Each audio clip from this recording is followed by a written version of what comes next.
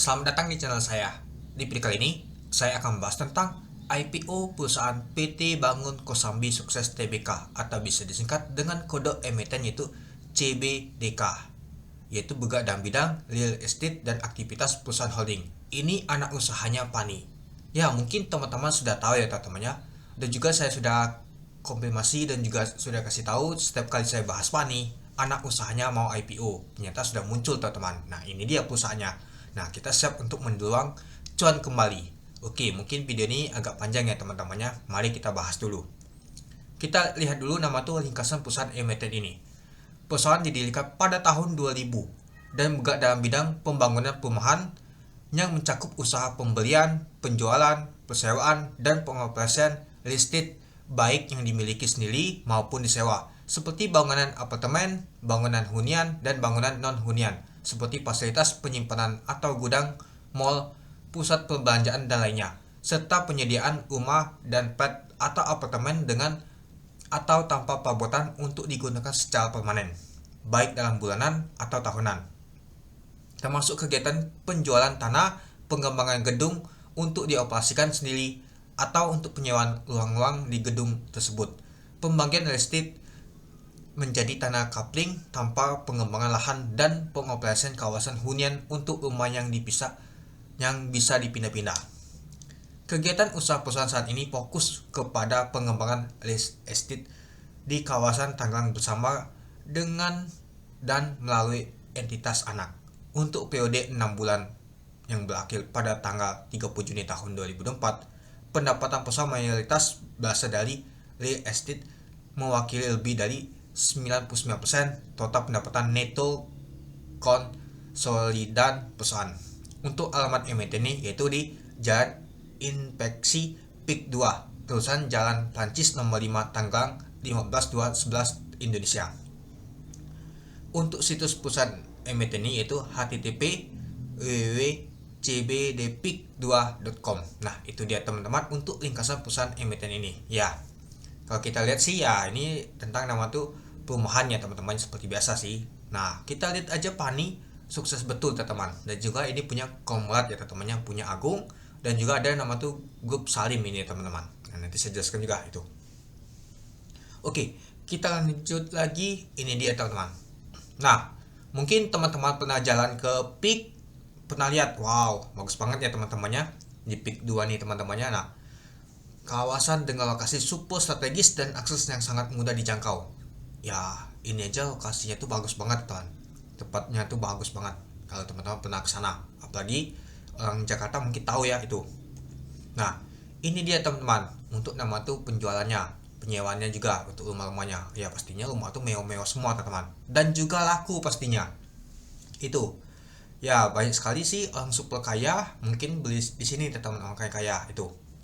Oke, kita masuk ke informasi perusahaan IPO. Jumlah saham ditawarkan adalah 566.884.500 lembar saham. Dari total saham dicatatkan yaitu 10%. Harga penawar rentang dari 3.000 sampai 4.060. Dana dipoles sekitar 1,7 triliun sampai 2,3 triliun. Untuk penahan awal yaitu di tanggal 13 Desember sampai 20 Desember tahun 2024. Untuk penahan umum yaitu di tanggal 3 Januari sampai 9 Januari tahun 2025. Untuk pencatatan saham yaitu di tanggal 10 Januari tahun 2025. Untuk pencatatan saham di Bursa Efek Indonesia di tanggal 13 Januari tahun 2025. Untuk underwriter yaitu LG, Trimega Sekuritas Indonesia, masuk ke papan utama. Nah, jadi kalau kita lihat sih underwriternya itu sama seperti AAD teman-teman. Apakah akan mencetak rekor kembali teman-teman? Dia kemarin aja sukses di saham AAD, ternyata langsung ke sahamnya yang konglomerat lagi teman-teman. Nah, ternyata sahamnya anak Pani teman-teman. Oke, kita lanjut lagi dulu. Nah, kita masuk ke rencana penggunaan dana. Seluruh dana yang diperoleh dari hasil penahan umum ini setelah dikurangi biaya-biaya emisi, seluruhnya digunakan oleh perusahaan untuk melakukan penyertaan kepada apresiasi perusahaan, yaitu PT Industri Pameran Nusantara yaitu PT IPN dalam bentuk ekuitas.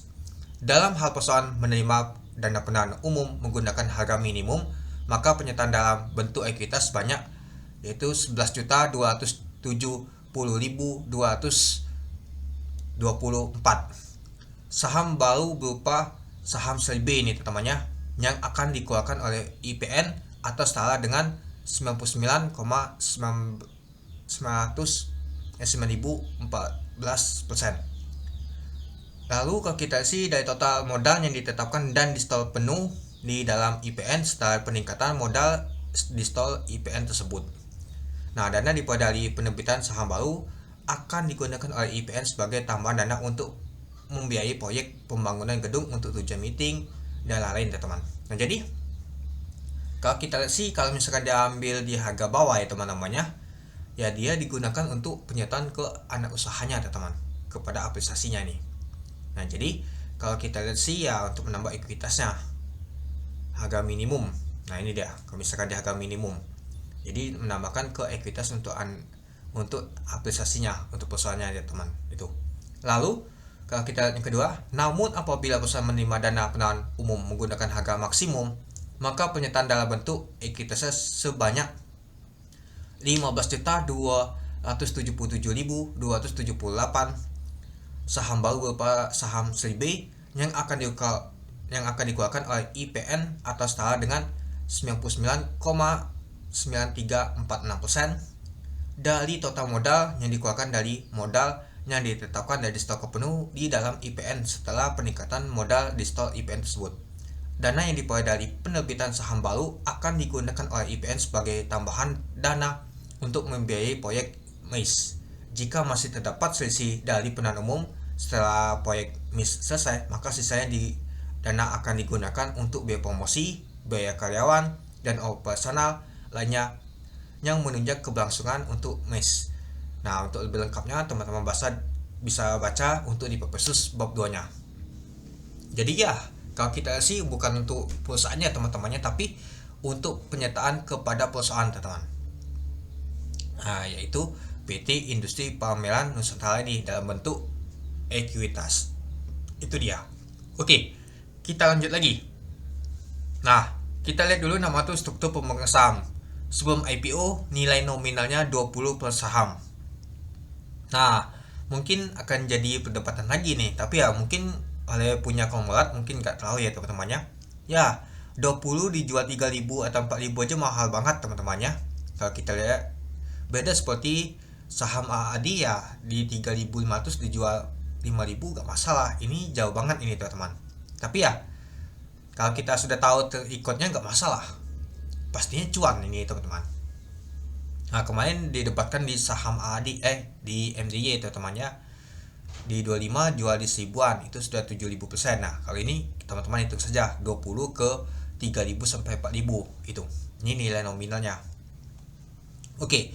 Ya, kalau kita sih yang pemegangnya ya perusahaannya teman-temannya PANI, AAS, TMJ, baru masyarakat. Jadi, kalau kita itu jumlah modal dan ditetapkan setelah penuh yaitu sekitar 5,6 miliar itu.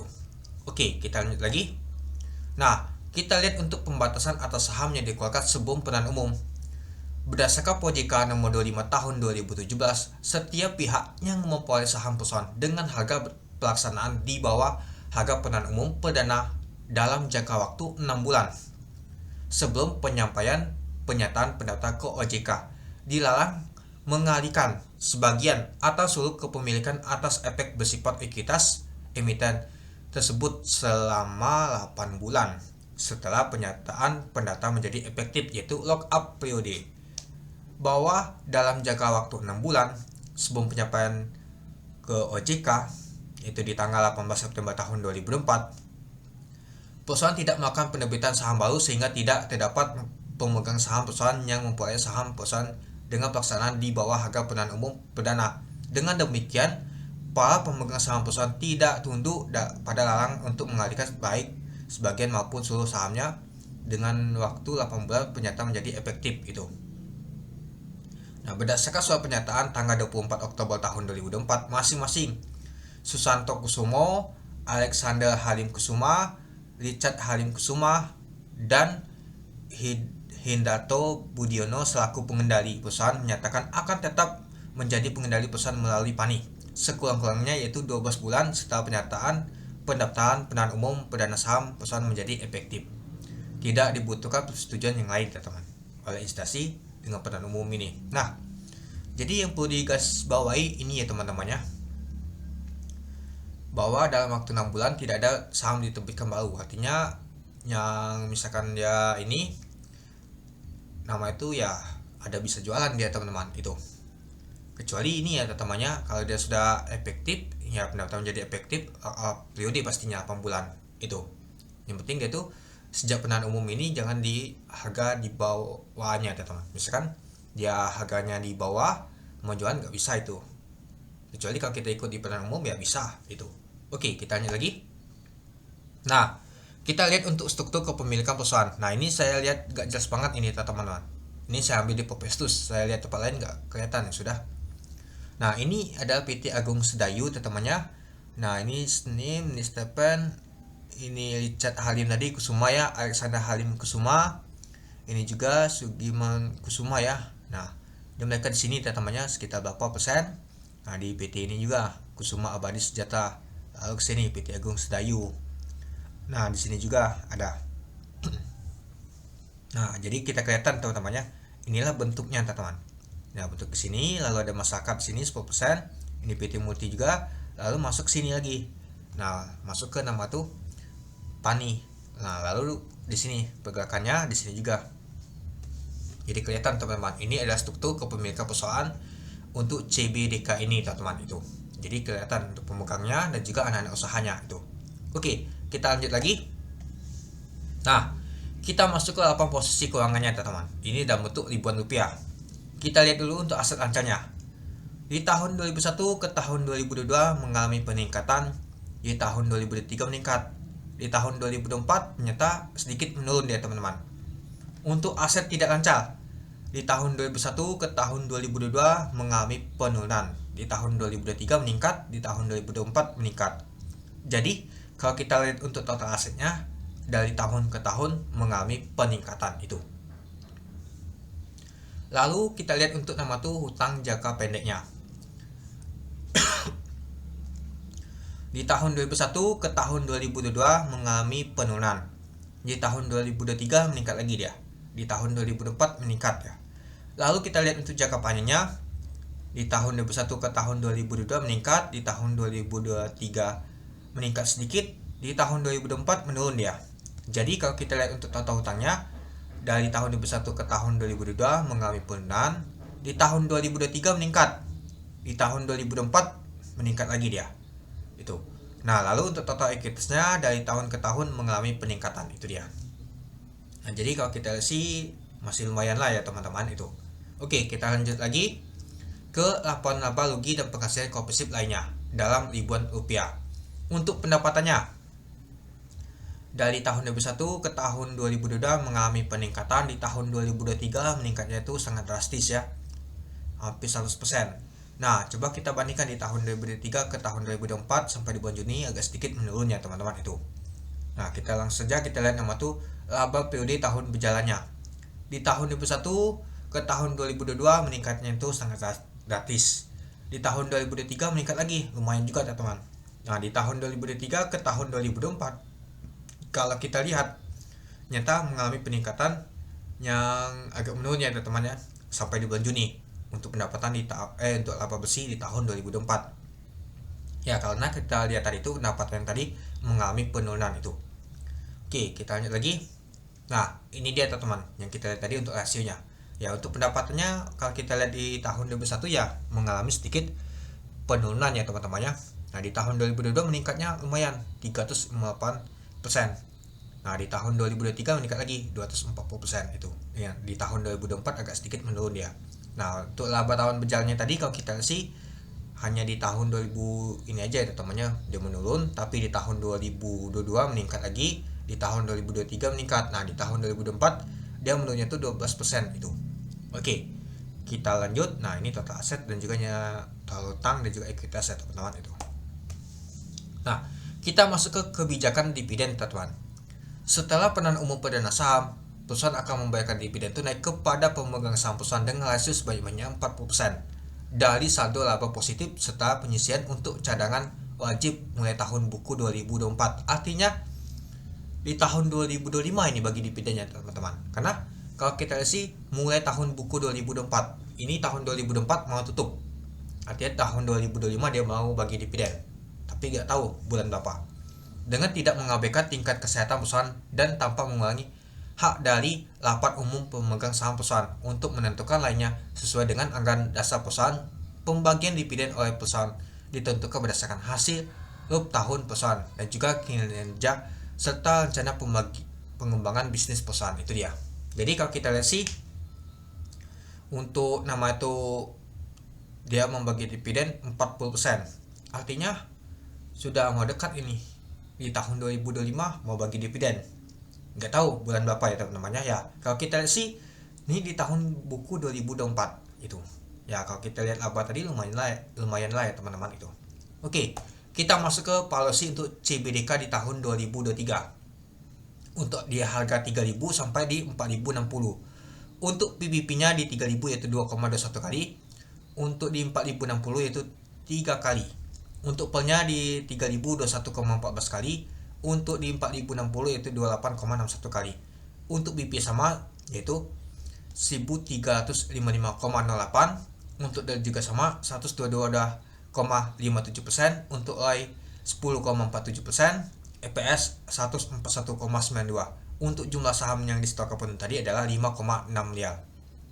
Untuk ekuitas 7,6 triliun. Untuk laba bersih di tahun 2023 itu 804 miliar. Untuk total hutang itu 9,4 triliun.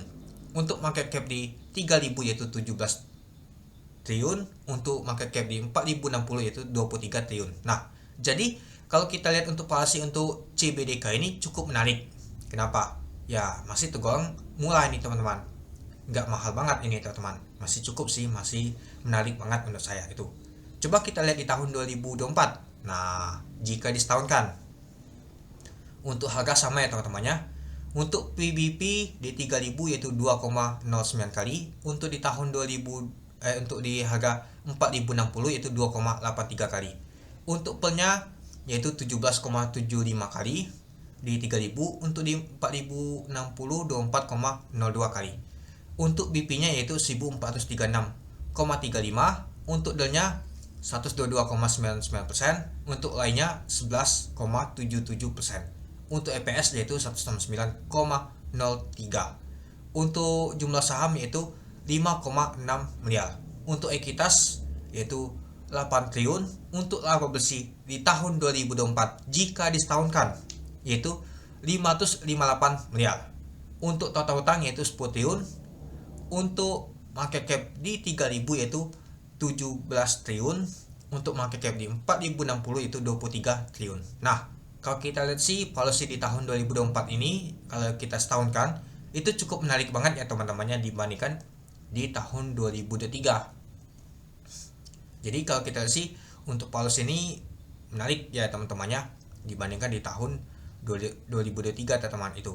Nah, jadi kalau menurut saya sih ini masih cukup murah banget ini teman-teman itu. Oke, kita lanjut lagi kesimpulan.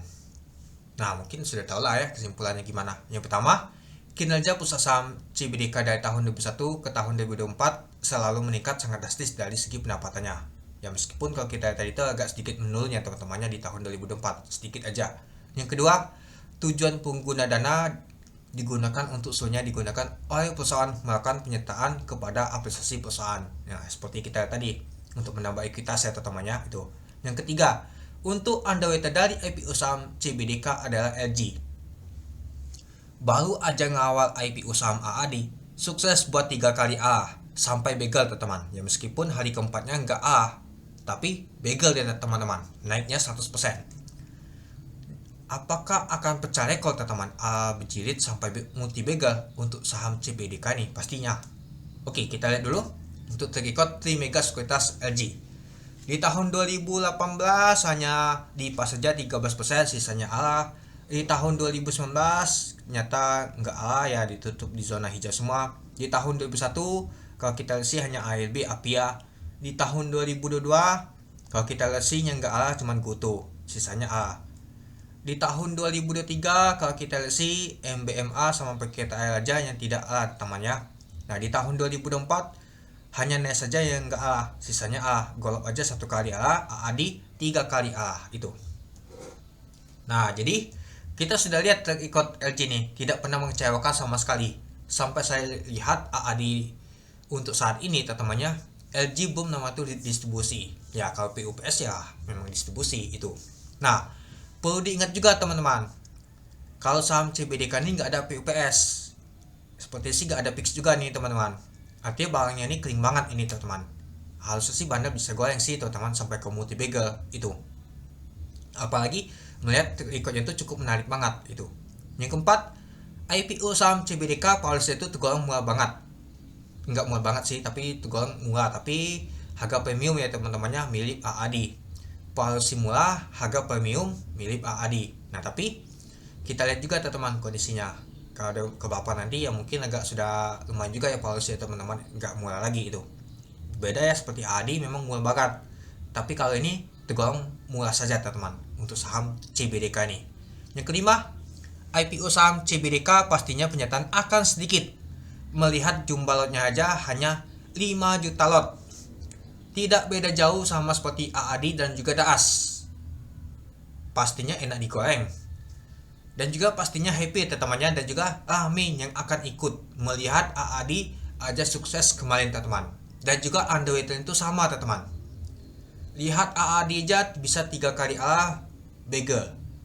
Underweight juga sama. Apalagi yang kurang? Pastinya juga ikut. Policy juga murah. Milik punya Komlat juga teman-teman. Ya, miliknya ini Agung Sedayu dan juga Halim Group nih teman-teman. Lalu juga saham PANI aja dalam waktu 1 tahun itu sudah naiknya 100% teman-teman. Nah, ini dalam 1 tahun 264% teman-teman. Kita lihat chatnya nah. Mengalami kenaikan terus teman-teman. Sempat mau ke 20.000 saham PANI. Itu untuk induknya. Induknya aja bisa ke sana teman-teman. Apalagi anaknya teman-teman itu. Lalu kalau kita lihat sih penjataannya nanti pastinya sedikit ya teman-temannya. Itu. Nah, jangan cemas teman-teman. Nggak ada bang PUPS ini teman-teman. Mungkin ada berpikir wah PANI.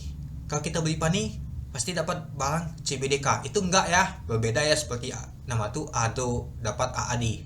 Nah, takutnya nanti berpikir seperti itu. Ada yang beli PANI. Berharap nama tuh dapat CBDK. Karena sama anak kan. Ya ADO juga sama seperti ada anaknya AAD. Nah, itu enggak ya teman-temannya. Jadinya barangnya ini kering banget teman-teman, sedikit banget 5 juta lot teman-teman. Bisa saja ya penjataan nggak nyampe 10 lot teman-teman dapatnya, kecil pastinya, nggak jauh beda seperti DAAS dan juga AAD itu.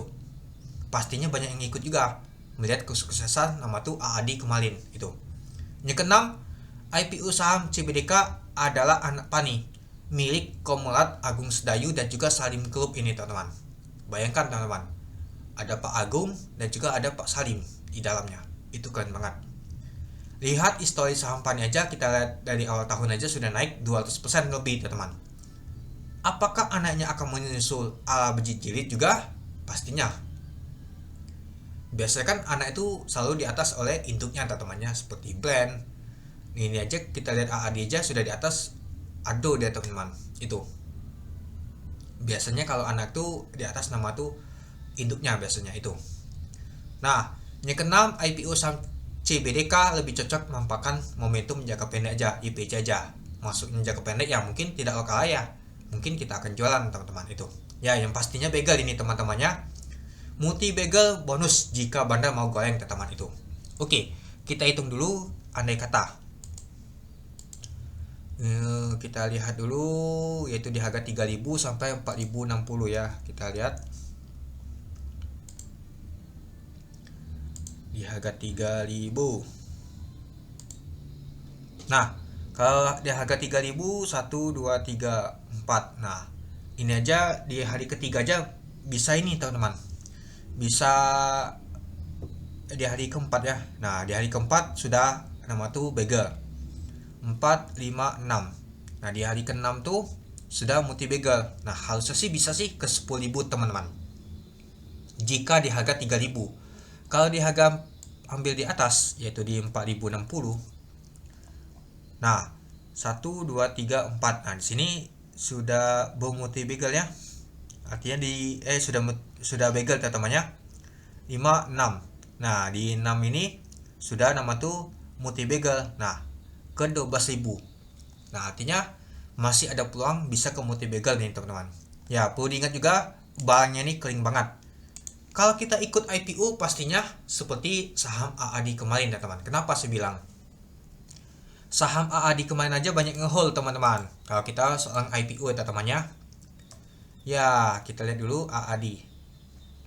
Banyak. Di hari pertama, di hari kedua aja volumenya itu kecil banget ya teman. Hanya 4.000 lot teman-teman yang keluar. Nah, apakah nanti untuk saham CBDK akan sama? Dan juga nggak ada bank PUPS teman-teman. Nah, ini dia.